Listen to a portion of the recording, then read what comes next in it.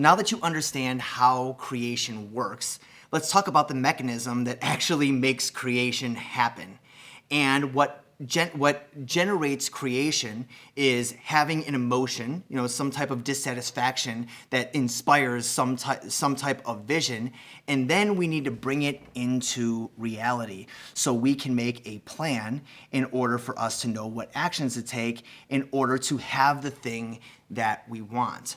So anytime that you're making a plan to travel from where you're at to where you want to be, you need to do all of this essentials that a GPS system does. So the first step is, where are you at right now? Okay, where do you want to be in the future?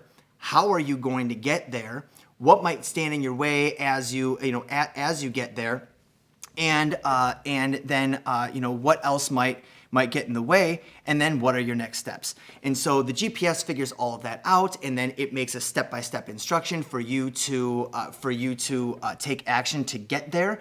And it gives you this wide scope of, okay, you want to go from here to here. It's going to take 30 minutes. If you want to see the step-by-step instructions, click on this here, and you can see all the steps. And then when it's actually time to go, I want you to notice what you do. What you do is you press start, and the GPS doesn't show you the wide view of where you are to where you want to go. All the GPS does is say, go straight for 1 mile and turn right. And that's the only thing that you need to worry about. So conscious creation follows the same exact pattern as that. Okay? And we need to make sure that we are really, really clear as to what those instructions are. But so often we use words that create shadows in those instructions it creates essentially a hologram. And what I mean by a hologram is you think it appears to be real, but then when you actually go to do it and investigate it and grab it to do something with it, it turns out that it's not there. And so we use language all of the time that we think that we know what we're saying. We think that we're communicating. We think that we're planning, when in fact, you're talking without actually doing anything. And when you talk without actually doing anything, that is frustrating. And as you get frustrated, you lose motivation. As you lose motivation, you take less action. You take less action, you get less results. You get less results, you want to quit. And then you quit, but you still hold that vision, and time passes by, but you're not getting any closer. And then the depression comes in that you haven't made any progress. The anxiety comes in that now you're behind. And all these emotions come into overwhelm to where you eventually just become a slave to your impulses. You're short-tempered, you can't sleep, you're eating too much shit, you're essentially just sabotaging yourself.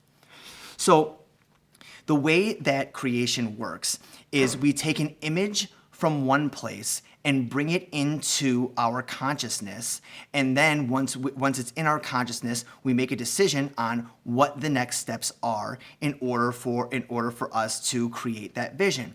And so when we're using language, the purpose is to see an image in your imagination, use language to bring it to your consciousness, then make a plan and commit to it, and then actually take action to do that. But so often we have these emotions, but we use language that creates shadows in that image. So when it comes time for us to creating it, we don't really know what to do. I want you to imagine being a contractor that's building a house, and you've got this blueprint, but a quarter of it has been blacked out.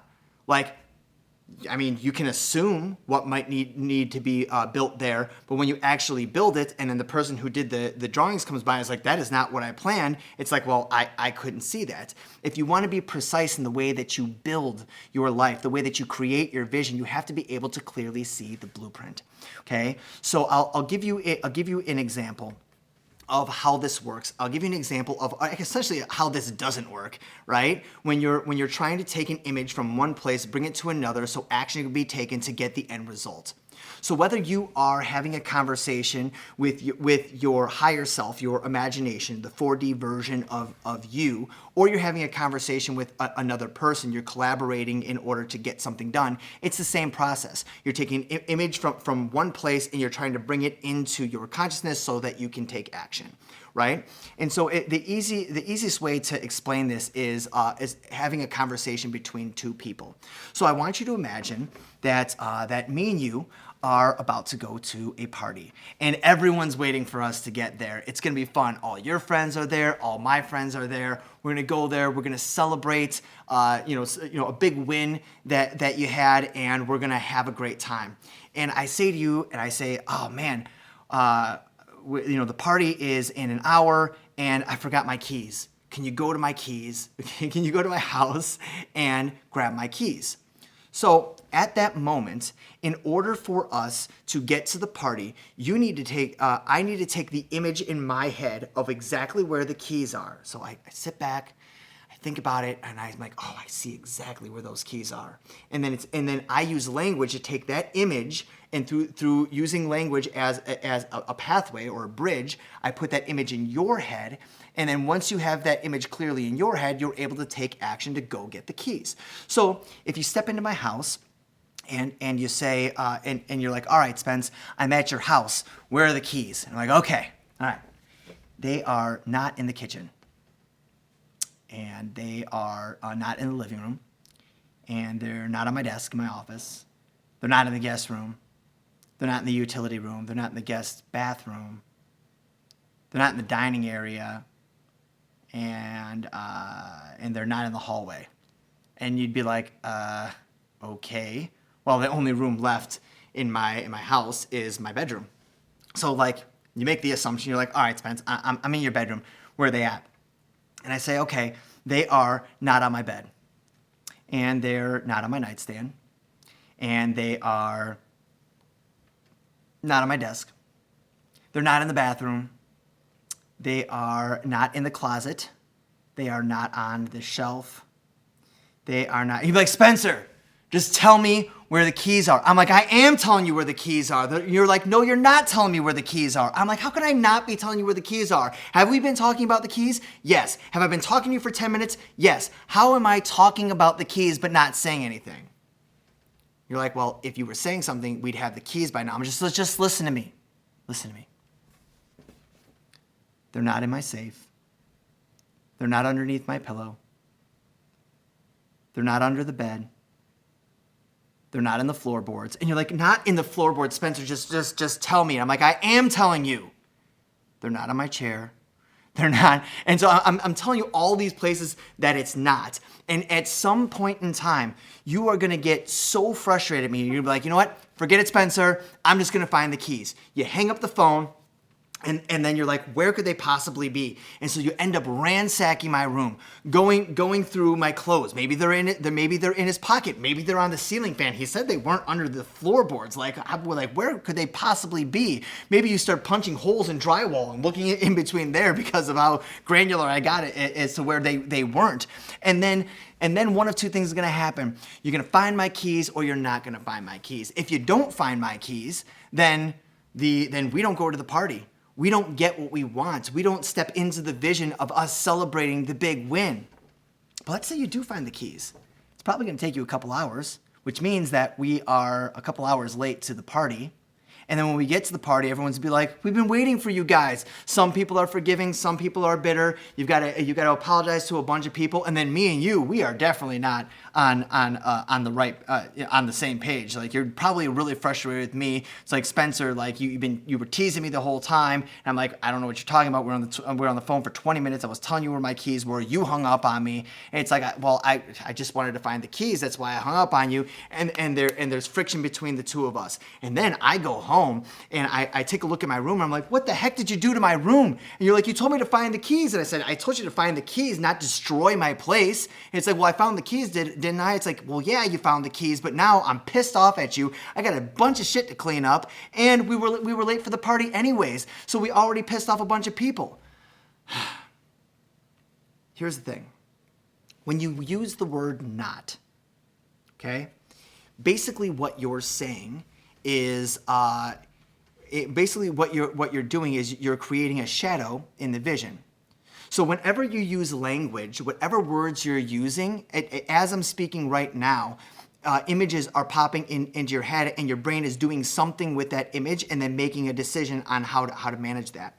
And so when but if I say to you to close your eyes, go ahead and try this. Close your eyes, and I want you to not think of a pink stuffed animal monkey.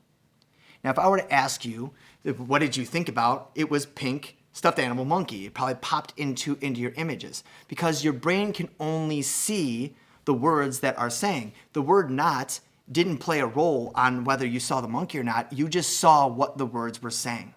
And so this is the same philosophy as if you're walking on a tightrope and you're like, don't look down, don't look down, don't look down. What do you end up doing? Looking down, and you're saying, don't fall, don't fall, don't fall. What do you end up doing? Falling. Because when you're saying don't look down, your brain only sees a directive. Your brain can't do a non-directive. It can only do a thing because your brain is always doing a thing, right? And so what happens is essentially when you use the word not, it creates a void in the imagery. So in order for you to take action, you need an image, you need an emotion, you need a belief, and that creates the decision. But if you have an emotion and you have a hologram or a shadow of a belief, then of the image, then your brain has to guess what the belief is, and therefore it has to assume what action to take. And assumptions, when it comes to taking definitive action that gets the result that you want to be very clear on that. You don't want to assume that. And essentially, the word not is, when you're making the assumption off the word not, basically here's what it is. If I'm going to write a word on my hand, okay, and I say the word is not computer, basically what I'm saying is this could be any word in the human language, any language on my hand, but it's not computer. So basically I'm saying you've got to guess what this is, and here's the hint I'm giving you. It's infinity minus 1. It's infinity minus computer. How likely are you to guess the right thing when that is your that's your hint? Okay, infinity minus 1, you might as well not be saying anything. That's why when you use the word not, it basically violates the universal truth, because here's the thing: the keys are somewhere, right? The keys are somewhere. So just tell me where they are. Don't tell me where they're not. Because literally, the keys are in one place. And so if I were using the word not as my philosophy of communication, I technically could say they're not in Nepal. They are not in Houston. They are not in Mexico. It's like you could go on forever. And so we want to make sure that we remove all of the void language from our vocabulary if we want to be able to take an idea from one place and bring it into our consciousness, or take an idea from our consciousness and bring it to another place, whether it is your own creations, the collaborations that you have with people. And here's the thing: we're using this language all of the time and we don't even know it. And this is what causes confusion. This is what causes overwhelm. This is what causes conflict. This is what causes all different types of problems. And once you understand how to use precise language, you're able to communicate in a way with yourself and with others that basically eliminates, or actually completely eliminates, miscommunication. It is the clearest, most direct communication modality in the world, and it works 100% of the time that you use it. So I'm going to show you how to do precise language. So precise language is really simple. It is 3 simple steps: speak up, speak clear, speak precise.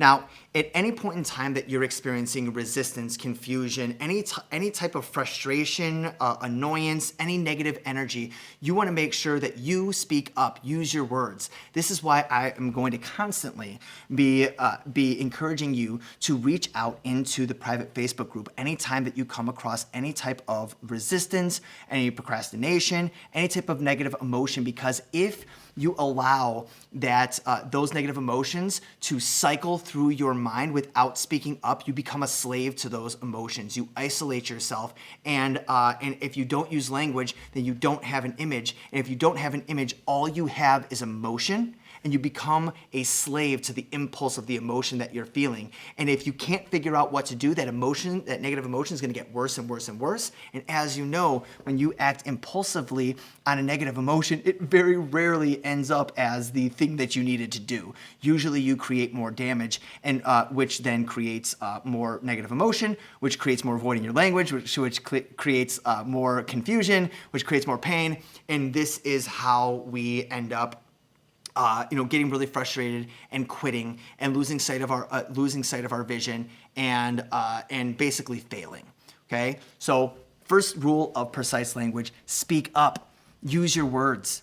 If it's in a journal, if it's in the private Facebook group, if it's in a session with me or one of our coaches, if it is in the messenger or in the app, wherever it is, use your language to bring light to what's going on. Speak up. Now, second rule of precise language is to speak clear. Speak of what is. Speak in a way that honors universal truth. And so this clear language is what I call the language of God. Because they asked Jesus, who are you? Are you the Son of God? Are you man? Are you God? What are you? And he says, I am. I am what? You are what? I am. Everything is something. When Jesus was saying that, he's like, I am everything. Whatever it is, I am, because I am of the entire universe. So universal truth is basically the realizations or the observation or acknowledgement of the things that we experience as humans that are absolutely inarguable. Okay, that is like every human has their own subjective opinion of reality, but there are some things that are absolutely unarguable. So when you speak clear, you speak in a way that honors these three universal laws.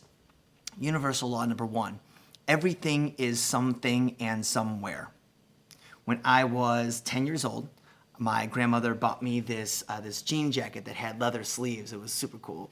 And we went to the mall, and my family went to the food court and stuff, and we got some food, did some shopping and stuff. And then we get into the car, and my mom's like, where's your jacket? And I said, I lost it. Well, lost is a void, because it violates universal truth that everything is something and somewhere. That jacket was somewhere, right? Someone may have taken it. It may have been in the booth. It may have been on the floor. It may have been in the garbage. And the thing is, decades later, that jacket to this day is still somewhere, because energy cannot be created or destroyed. It merely can just change form. So somewhere on this planet is that jean jacket, which, by the way, when I pass away, that is the first question that I'm going to ask God. It's like, where was that jean jacket? Because it is somewhere. So everything is something and somewhere. You're always doing something. If I ask you, what did you do this morning? You say, nothing. Well, nothing is a void, because you're always doing something. So what did you do? Did you wake up this morning? Yeah? Did you wake up in your bed, someone else's bed, or my bed? Cool. After you woke up, what did you do? Did you get up? Did you hit the snooze button? I got up. What did you do after that? Go to the bathroom, brush your teeth, make some coffee? Well, I made some coffee. Cool. What did you do after that? So you're always doing something. So the word nothing is a void, because it violates the universal truth that you're always doing something, and you are always somewhere. Everything is always somewhere, and it's always something. Okay? So the next universal truth is that everything is always moving all the time. So when you say it's just like, I just feel like garbage and I just want this feeling to stop. Stop is a void, because everything's moving all the time. Even when I'm sitting still is a void, because everything's moving all the time. Sitting still, the earth is still spinning at 1,000 miles an hour. If the earth stops spinning, then the earth is still hurled around the sun at much faster than 1,000 hours. I don't know how fast it goes, but it's still moving, right? Even if that stops, the sun the solar system is moving through the universe that is expanding at an ever-increasing rate. So not only does everything always moving all the time, but it's actually getting faster. Even if all of that stops, okay? Something that is solid, okay? This right here, this isn't actually solid. Most of this is actually air. What makes it feel that way is that the energy is moving at such a vibration that it makes it feel solid. So this thing is actually vibrating right now. The atoms are moving inside of it. So everything is always moving all of the time. So if you're just like, I'm sick of this relationship, I want it to end. End is a void because everything's always moving all the time. What do you want this relationship to do? I want to transition it. What do you want to transition it to? I want to transition it to a platonic relationship. Okay, cool. And so this is how we continually make progress. When you use voids in your language, it actually makes you feel like you have a resolution or a plan, when in fact it's got you stopped, and it's got you in a loop. Stop is a void because everything's always moving, so it's got you in a loop. And a loop is like a treadmill. You're moving constantly, but you're remaining in a very similar place every time that you cycle around. And so it gives you the illusion that you're making progress, but you're not actually making progress. And again, we're using this language all of the time, and it really is like, language is the genesis of creation. It's the genesis of connection. It's the genesis of planning. It's the genesis of expression. It is the single tool that we have as humans that no other creature or level of consciousness has access to, and it's what makes us conscious creators, to be able to create whatever we want from the endless catalog of the universe into our emotions, into our desires, and then we use language to bring that to life, so then we can make a strategy and take action so we can have the thing. So, speak up, speak clear, and so the third universal truth of speaking clear is everything is true from some perspective. Now, when someone says, Spencer, you're a jerk, and I'm like, that's not true. Well, not true. Everything's true from some perspective. So what perspective is that true? Well, from your perspective. Well, what happened in your perspective that makes you feel like I'm a jerk? Now we're actually getting somewhere. We're getting to the root of it. So getting to the root of something usually is interfered by the language that you're using to try to get to the root of it. And so everything's true from some perspective. If we're walking down the street and it's a hot summer day, it's 100 degrees out, and I walk up to a car and I pick up a brick and I whip it in the window, you'd be like, Spencer, what are you doing? What are you doing, man? Like, let's get out of here, because like that's a crime. Like that's vandalism, or like, destruction of private property, whatever. Like you can go to jail for that. And it's like you're like, let's get out of here, and then you move 15 feet to the left and you see that inside there's a baby and there's a puppy, and they were locked in there on this 100-degree day, and I broke the window in order to get them out. When you were standing here, I was a villain, I was a criminal, but when you moved over here and saw it from a new perspective, I was a hero. So what is it? Am I a hero or am I a criminal? It all depends on where you're standing. Everything's true from some perspective. Now, if I say unicorns are real, I think a unicorn is just a horse with a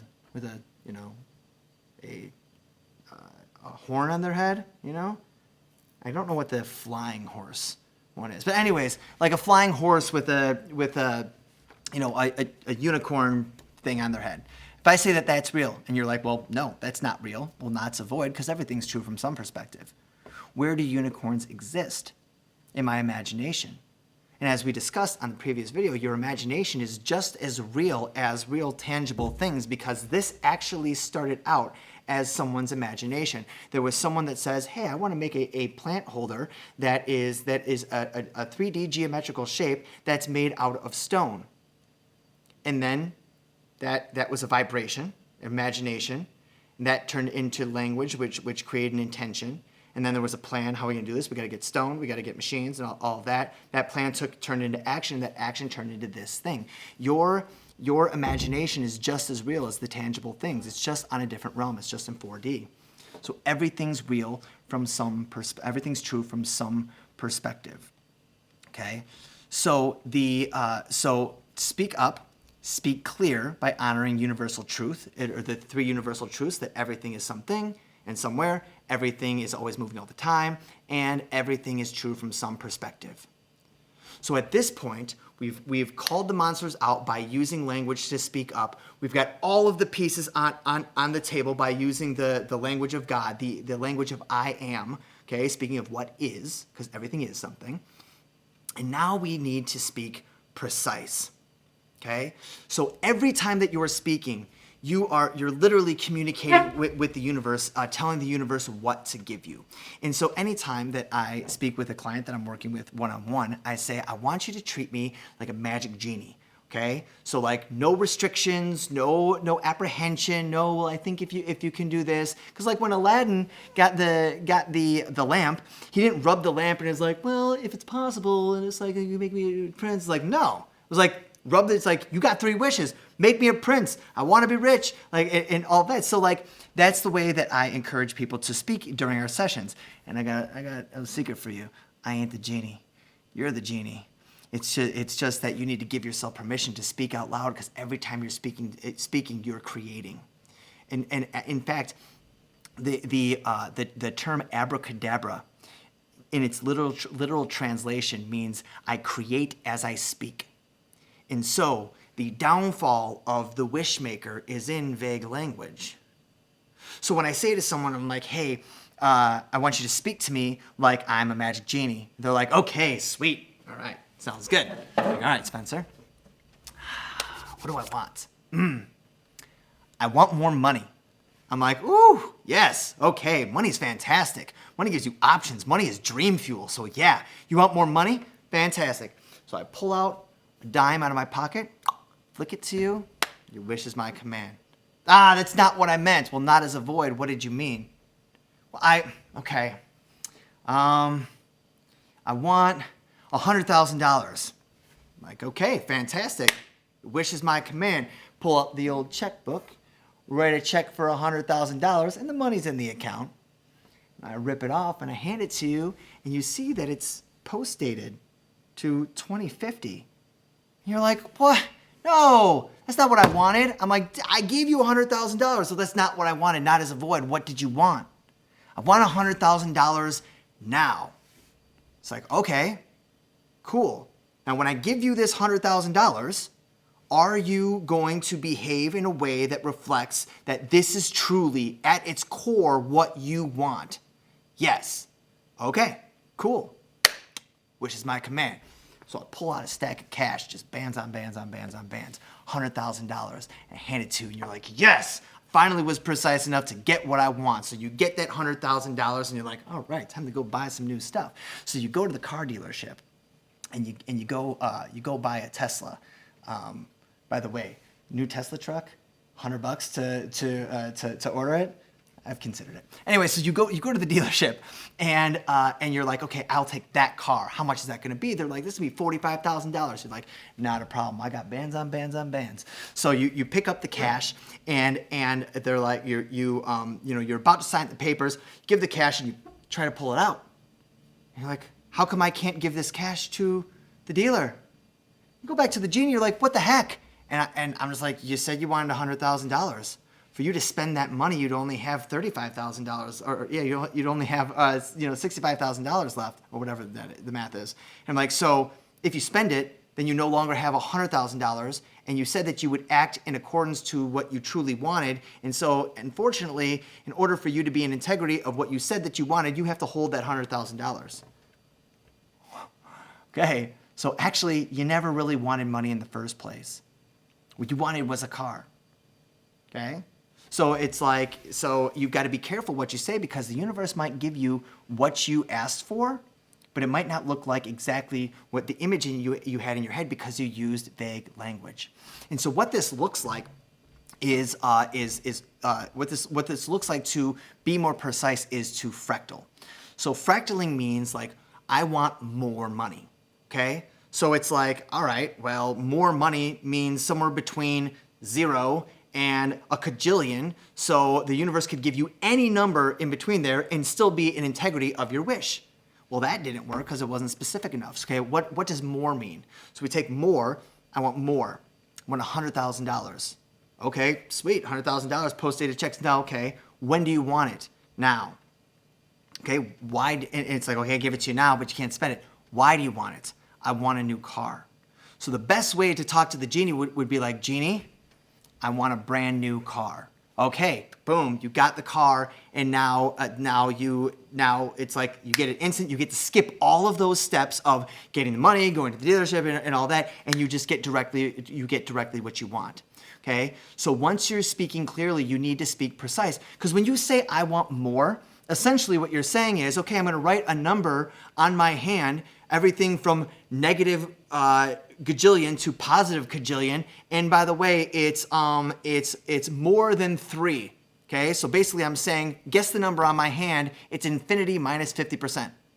Like, again, like for the universe to properly guess exactly what it is that you wanted, like they can guess a half of infinity things, and only one of them is going to be right. So you've got to be precise in what you ask. So to go back to the original example of the of the GPS system.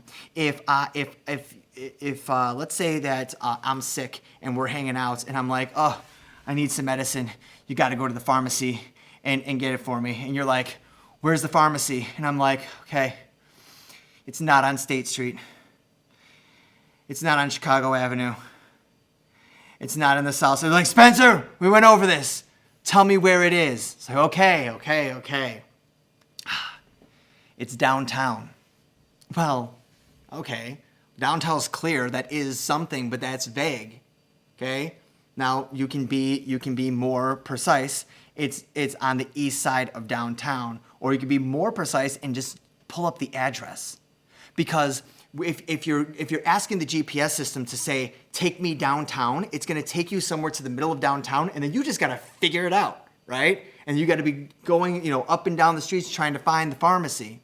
If you say it's on the east side of downtown, okay, you're a little bit closer, but you still got to park in the middle of the east side and then go figure it out. But once you get the precise address, then the GPS system can tell you, here's how you go, here's how long it's going to take you. Once you get there, you get the medicine, you come back. And this is the way what we do with conscious creation, is that we usually don't speak up. So not speaking up looks like not doing your meditations, not doing your imprints, not reaching out on Facebook, not reaching out to an accountability partner, not paying attention to yourself in priming the brain and in retraining it.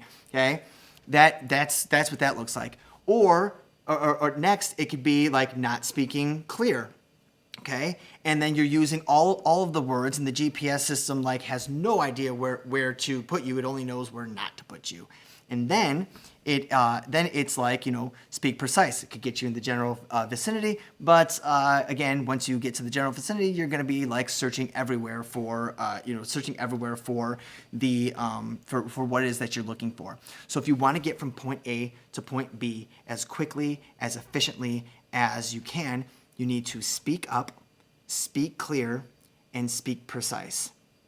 Now, anytime that you want to create something, anytime that you experience resistance, anytime that you experience conflict, drop into this language modality and you will find an answer. And I'm telling you, this works 100% of the time. So in the next video, I'm going to show you how to filter this language modality through a series of questions so you are constantly making progress.